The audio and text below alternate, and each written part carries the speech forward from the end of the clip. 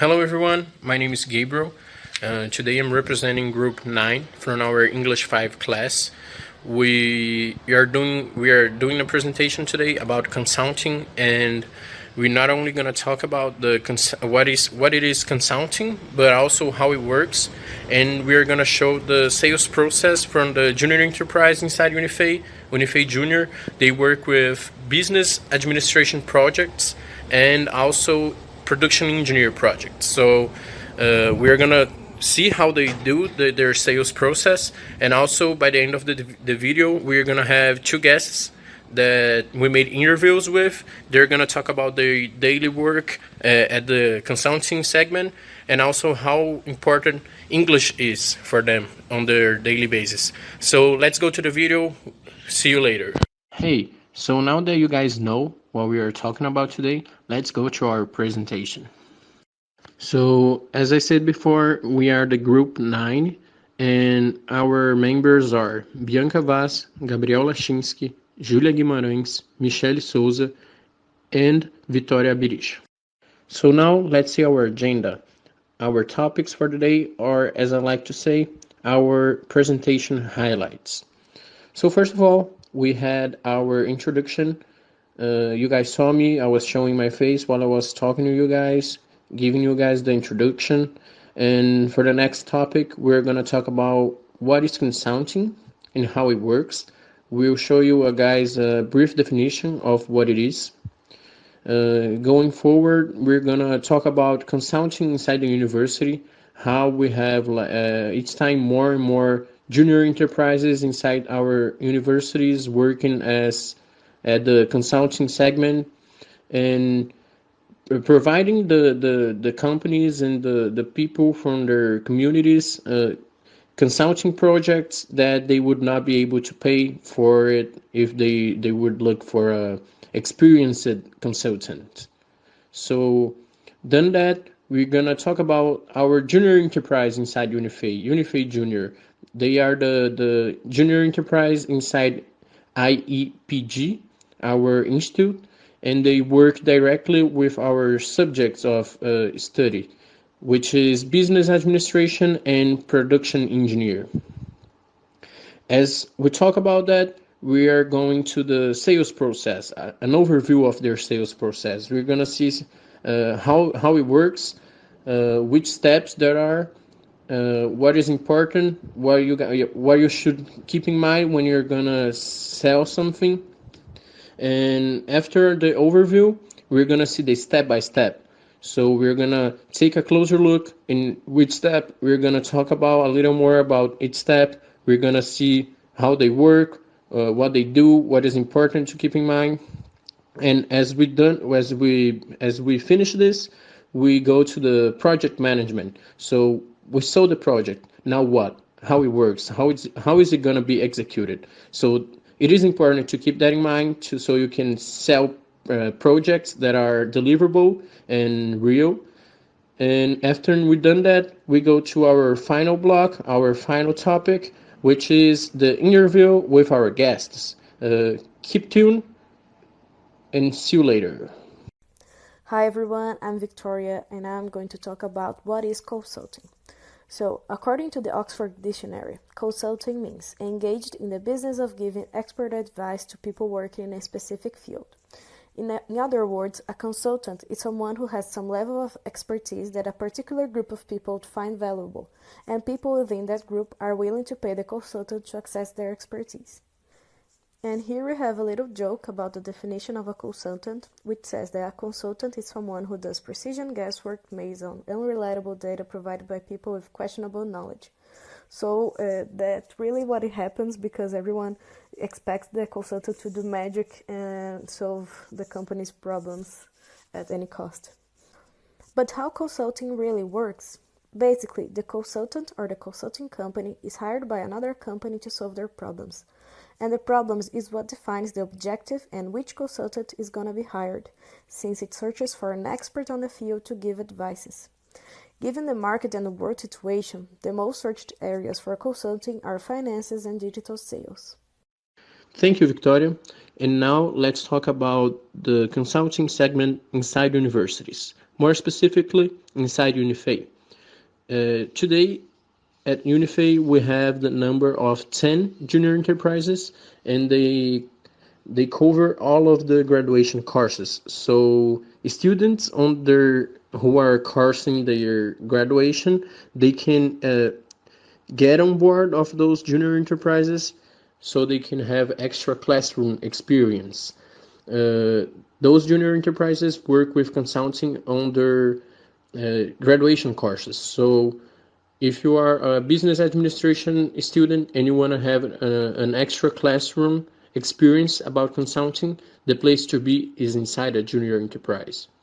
And that being said, we're gonna focus more specifically at Unifei Junior, the junior enterprise inside IEPG, our institute.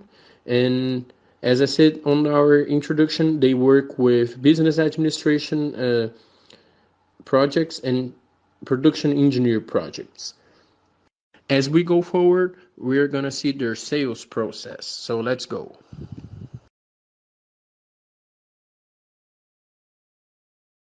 Right, so let's get to the sales process overview. We have the total of 6 steps on our process. The first one, it is the stage where leads are inserted at the CRM pipeline.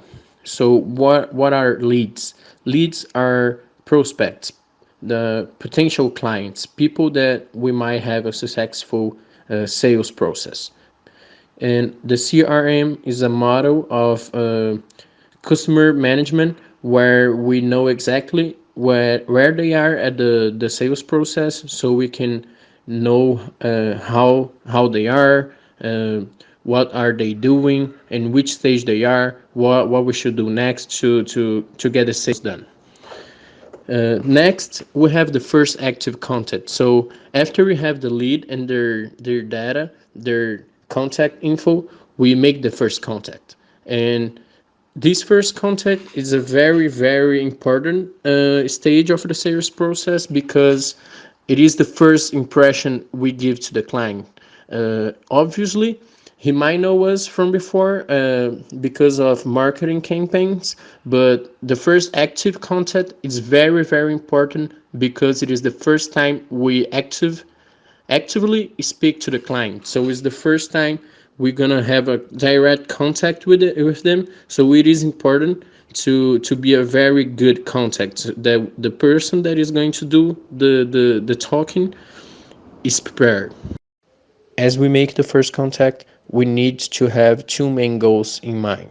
The first one is to collect as much information possible about the company, about the situation they are right now, about their main problems, about the damage, the impact of those problems. The main purpose of this goal is to have a precise, as much precise possible perspective about the company, to understand where they are, which moment they are. The second main goal we need to have in mind is that we have to set up a new meeting with the client. The first contact is not necessarily the moment you try to sell something to them. It is actually the moment that you need to talk way less than the client. You gotta hear a lot, listen a lot to what they have to say, so you can collect as much information possible. As you do that, you're gonna try to set up a new meeting so you can do the diagnosis. So this next meeting is have the purpose to really understand in a deep context what are the problems of the company, what are the real problems, or what are the impacts of those problems. So as we set up this new meeting, we go to the next step, which is the diagnosis. So at the diagnosis, we're gonna have the work, the job of getting more information about the client. The superficial informations you acquired at the first contact are not enough to you to bring up a new solution for them, a project that you can work with them. Many times the informations you collect at the first contact, they might not be true, or they might be out of context. So the diagnosis is for you to bring your hypothesis, to test them, to really collect deep down information about the company so you can bring up a solution that will work, that will be deliverable. So we reach the next step, which is the solution. This step specifically, it is way more internal for the junior enterprise because it is the moment they will gather all of the information they collected about their prospect. They will analyze those informations, analyze their problems, see what are their impacts, what are their damages, and with that, they have to bring up a solution for the client. And this solution needs to be methodologically correct. It is not enough to just bring up something that you came up from your mind. You need to be methodologically correct. So that's where the members of the sales process, they have to talk with professors. So professors can help them to bring up a solution that is methodologically validated. So the client can be assured that the students that are going to work for them are going to be supported by a professional professor that will give them all of the support needed. Then we reach the sales pitch. The sales pitch is the moment that you're going to effectively try to sell your solution to the client. So for the sales pitch, you gotta set up a new meeting and you gotta be prepared. You have to show the client how it will work, what are the steps, what methodology you're gonna use, how you're gonna do it, how much it will cost, and everything. And also show the benefits and show why they should hire you, and really try to add value to the pitch. And as the pitch is done, we go to the final decision, if it is a deal or if it is not. In case we have a deal, we have more steps on the process, but not specifically inside the sales process. But the next step is all about the execution of the project. So it has to do with the management, it has to do with the steps and the operations. Great. So as we saw the sales process overview, we're gonna go inside each step and talk about them. So as we reach the first step, the leads are inserted at the CRM pipeline. And there's two ways we can make the leads gather, because obviously they don't get there automatically, magically, So one of them is the digital marketing campaigns. We launch those campaigns with the goal to make the clients, our public, to give us their information so we can contact them later. One of the ways we do that is the digital bait. What does that mean? It is when we give free knowledge or free materials, free info or guides to do something, and in exchange for that free material, the public has to give us their informations. The second way is the inside sales researches. So there's a team inside the junior enterprise, the inside sales team, and they do researches because we don't only wait for the contacts to get to us passively, but we do that actively too. So we do researches about the segments on the city to know how they are doing, what are the big players of the segment inside our region, so we can go to them and actively prospect them, not exactly waiting for them to get inside our pipeline through digital marketing. And so as the lead get inside the sales pipeline, the sales team is going to take a look at the client, is going to take a look about the informations we already have so they can make the first contact and get them inside of sales process, hoping for the end of the day they end up buying our projects. Hi, I'm Julia and I'm going to talk about the first contact. The consultancy sales process is initiated by the first contact that can passively pass through a social network through marketing or knowing a company where your data and contacts are consulted, find out who is the owner, who is the manager, and the contact is made. During the contact, an introduction is made of what the company is, its market segment, and a meeting is scheduled to make the diagnosis to identify any problem within the company that can be solved by the consulting company. Diagnostics allow you to look at an organization and see how there are gaps between current and desired performance. Its objective is precisely to discover how to achieve the desired performance, identifying the problems faced by the organization in order to plan sustainable solutions. Consultants usually invest most of the project's time in the client's diagnostic phase, because even if you have an idea of what is happening in the company from what was said from the first contact with the client, now it is necessary to go deeper to find out why this is happening. Generally, the first step to perform a diagnosis is through meetings, conversations, and interviews with employees, as well as through data already available, which the client has already compiled and delivered to illustrate the company's situation. The client needs to answer questions such as what are the problems faced today, what are the problem areas, what is the financial impact of this problem. In a second step, the main objective is to understand the client's situation in a comprehensive and detailed way, examining each area of the organization to see which one needs more attention and what type of attention it demands. Based on that, a diagnosis is obtained, and from the diagnosis, a proposal, a project with a methodology is put together to solve these problems within the company. After the presentation of the project, the client decides whether to close a deal with the consulting company, and if so, the project is carried out. The most difficult part when performing the diagnosis is collecting information directly from interested parties. This is because many times people are afraid of being identified as responsible for the problem instead of appearing simply willing to help with the discovery.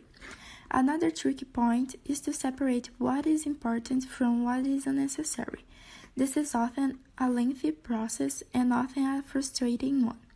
To make it easier, it is necessary to find anomalies in the data and try to determine if they are relevant to the problem and the project that is being studied. So as we leave the diagnosis, we reach the solution. This is the step where the team or the salesman will think about the project itself. So we have a few things that we need to keep in mind for this step, which is, first of all, we have the information about the client, but that is not enough. We also need information about the context, about the segment, about the market, about the customers. And for that, we have the deep dive research. It is a micro step inside the solution step where we're gonna gather a lot of information about the segment, about the market, about the market behavior, about tendencies, and about the customers, how they behave, how they buy, and everything. So done that, we have all of the information we need, not only about the company, but about the segment too. So the next step inside the solution is to bring up a methodologically correct project validated by a professor or a teacher. So it is necessary for the team to contact those persons so they can bring up a solution that is correct, that is validated. And given that, we need to think about the work streams, and we gotta bring up deliverable work streams that will not give us any problems in the future, that they are extremely well planned so we can do a good job as the projects happen. Hi guys, I'm Michelle. Now I'm going to talk to you about a proposal consulting. What is commercial proposal? Commercial proposal is an offer, digital, written, or personal, of a product or service aimed specifically at a customer.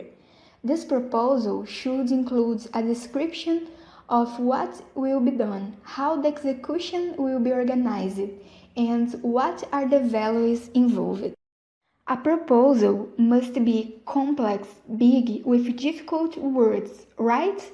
Wrong. A good proposal doesn't need any of that. The proposal will show everything that is planned, so it needs to be concise. You must elaborate on the fundamental topics to be covered before building the proposal. Meticulous. Everything that is indispensable must be said in a complete and objective way. Structure. The proposal structure must be simple and direct, facilitating the understanding.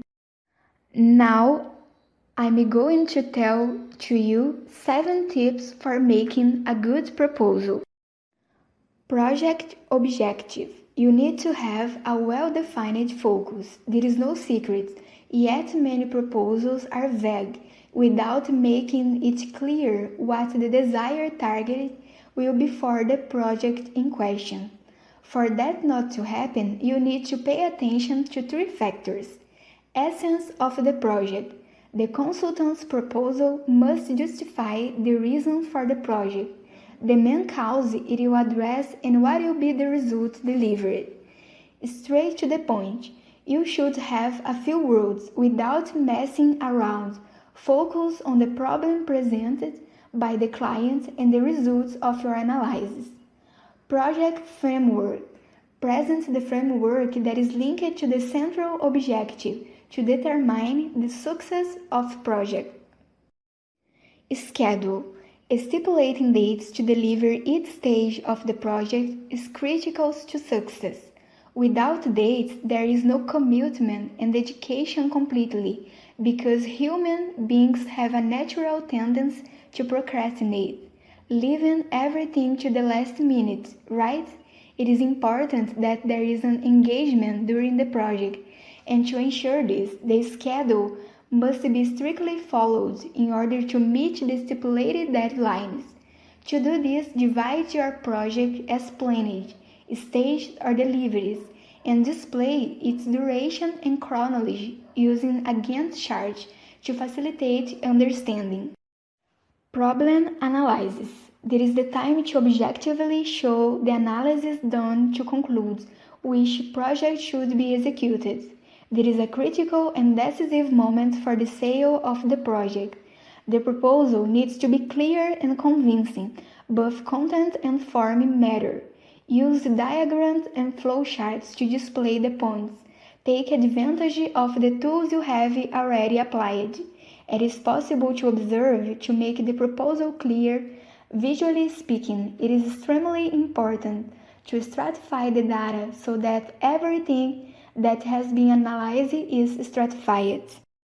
Detailing. Present the details of the steps, which methodologies will be used in each of them, tools applied, and the description of how the steps will occur. Investment. It is very important when preparing a consultant's proposal to clearly state the values in question. It is necessary to clearly state the investment value for the proposed consultants. It can be divided as the project was planned, stage, deliveries, hours. Responsibilities. This is a key point in developing a good proposal. It is necessary to define from the beginning what are your responsibilities and what are the responsibilities of the client and his team is fundamental to the success of the project. Brief presentation. Present in a brief description the curriculum of the consultants who will participate in the project, or at least the project leader to generate credibility. Another important aspect is to present the company objectively. Don't limit yourself to putting mission, vision, and values. This presentation must be commercial and interesting. Consulting proposal, the key to success. As you can see, making a good proposal requires study and dedication, but is not impossible to do. A well-crafted proposal is the key to impressing the customer, giving confidence, and ensuring that everything is explained clearly. As we leave the proposal, we have two possible outcomes. The first one is the gray one, the good one, where the client closes the deal. And that's awesome. It means we have a new project. But there's also another possible outcome that you guys might be figuring out right now, which is the client not closing the deal. And that's okay. It happens all the time. It's something common. It's normal. It happens all over the world with all of the companies. We not always have 100% success rate on sales. Actually, that is extremely high and utopic situation. As we look at the market and do some benchmarks about the conversion rates for the process of sales, it is common to have like conversion rates lower than 10%. And that's all right because it happens. So an important thing to have in mind about the sales process is that we need to measure everything, measure all of the conversion rates, so we know exactly in which step we are less efficient. So let's have an example here. Let's imagine you have 4 leads getting served at your CRM pipeline. Only one of them turns out to become a project.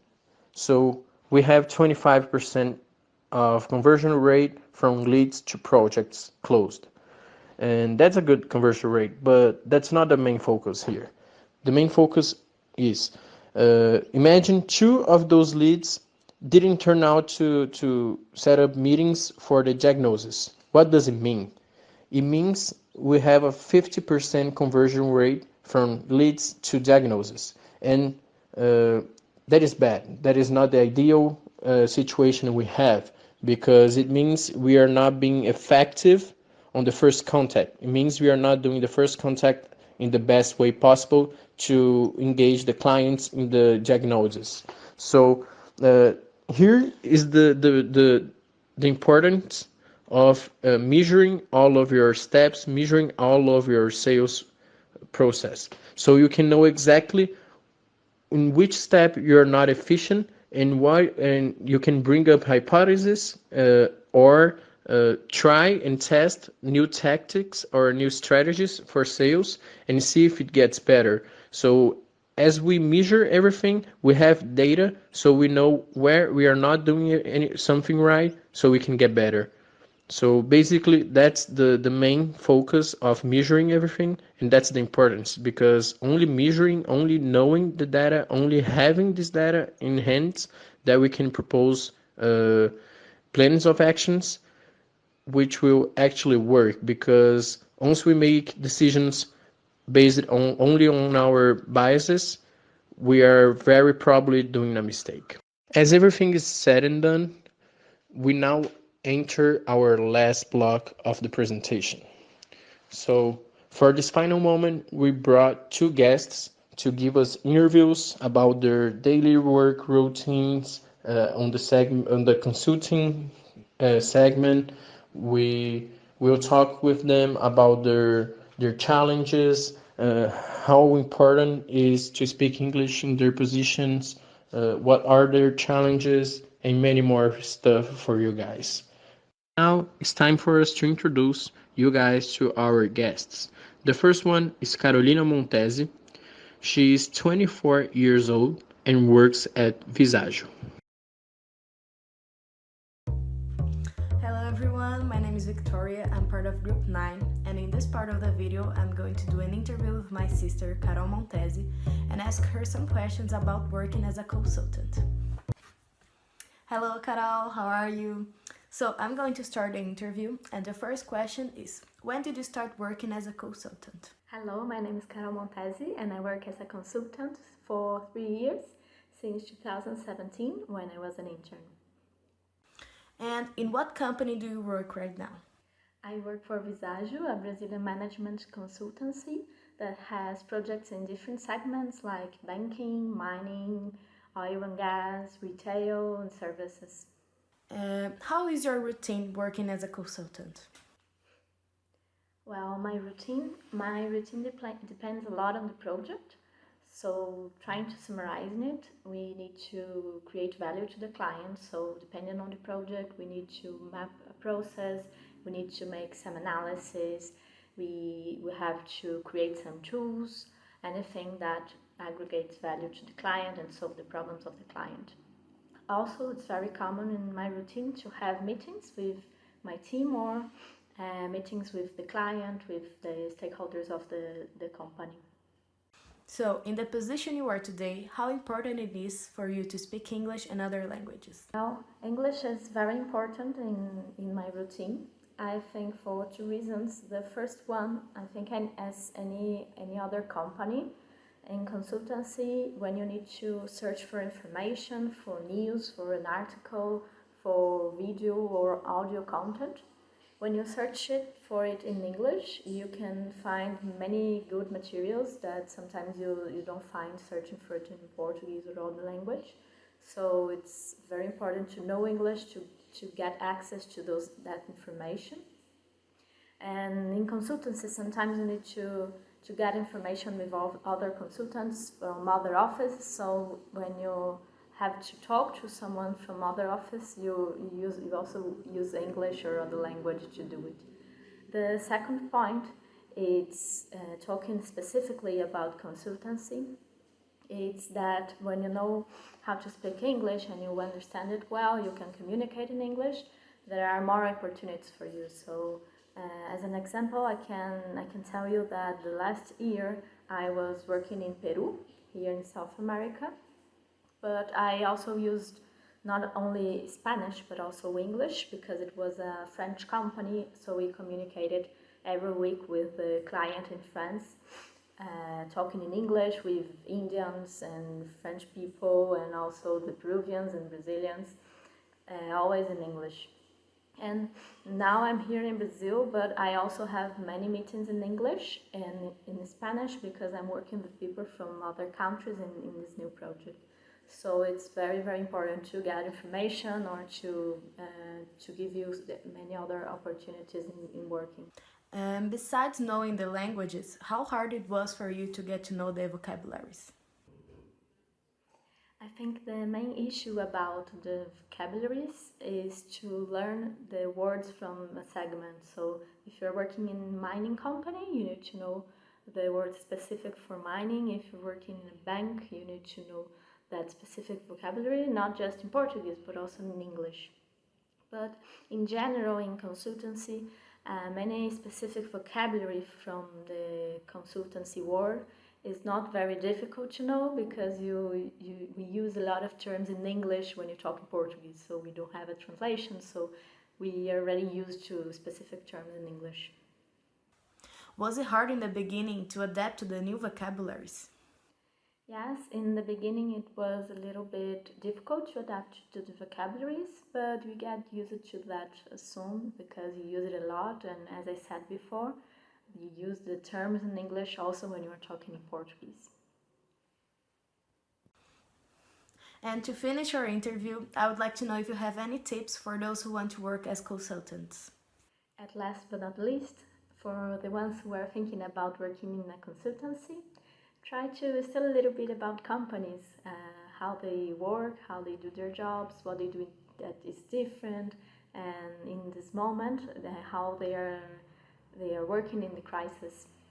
And also keep studying and study English. Thank you.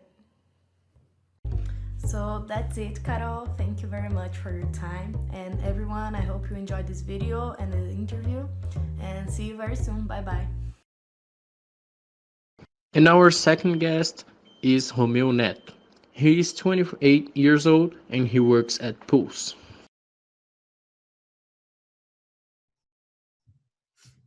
So, good night, guys.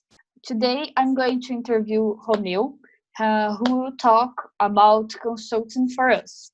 So, Romeo, could you introduce yourself, please? Of course. Hello, guys. I'm Romeo. I'm from Itajubá. I'm living in São Paulo now. I graduated at Unifei in 2015, and I've been working as consultant after that. Okay. So, what's the name of the company do you work now?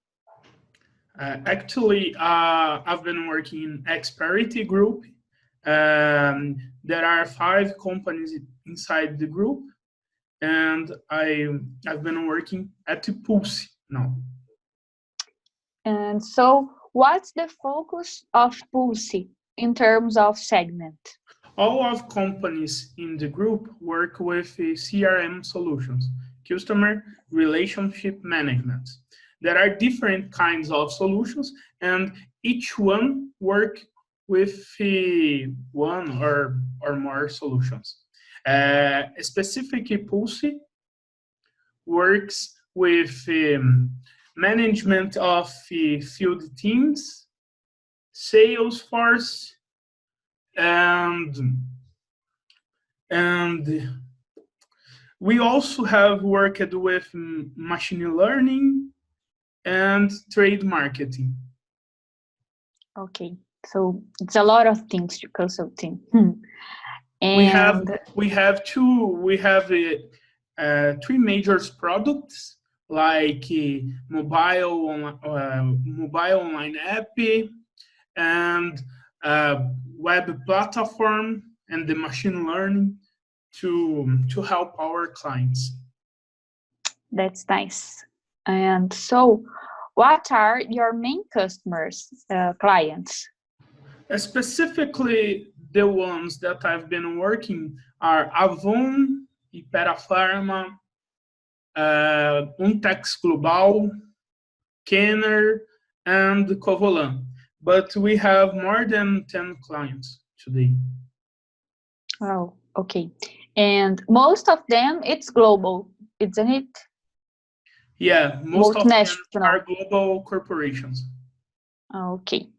So, how's your routine at projects at all?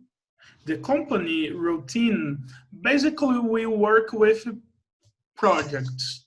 And so we follow the steps of one common project, like planning, execution, monitoring, and delivery. Okay. So, can you tell more about your job? What do you do? Of course, in our company, there are two major areas. The first one is responsible to the concept of the project. They planning and they execute the first idea and they deliver it to the client. We need to solve a problem or more than one problems to the client based in CRM. And the second step is the continuation of the project. Basically, companies demand adjustments on their business. This means that we need to do these adjustments. And it is my working, it has been my working now at Pulse. I planning projects to make the continuation in the first idea. Okay, so you work with a team. Do you work with a team, with a group of people? Yeah. In your team, how many people? How much of them? Actually, we have 8 people in our team. How many? Yes, 8 people. Okay. And so, in the position that you are today, how important is to speak English and other languages? I think it is very important, specifically because our suppliers in general are use the English as official language, and besides that, our clients are global corporation, and for that reason, they use the English too. Okay. And besides knowing how to speak the language, how is to get the vocabularies daily? Yeah, I think each company has their specifically vocabulary, and for that reason, we need to adapt to them. Sometimes we need to learn different words and different terms uh, to follow the routine of our clients. Okay. And was it hard in the beginning to adapt to the vocabularies and language? I think if I had given more emphasis in vocabulary, it would be more easy to adapt to today, because we have different clients and with different demands, and we need every time to improve ourselves to their vocabularies. Okay. So, do you have any tip for those that want to work as a constant? Yeah, Constant. I think you need to study the patterns of consultants, liking that, and I need you need to study more the vocabulary, and I think it is that is. Okay. So, thank you for the answers and the attention, and hope to see you soon. Bye bye. Okay, thank you. Bye bye.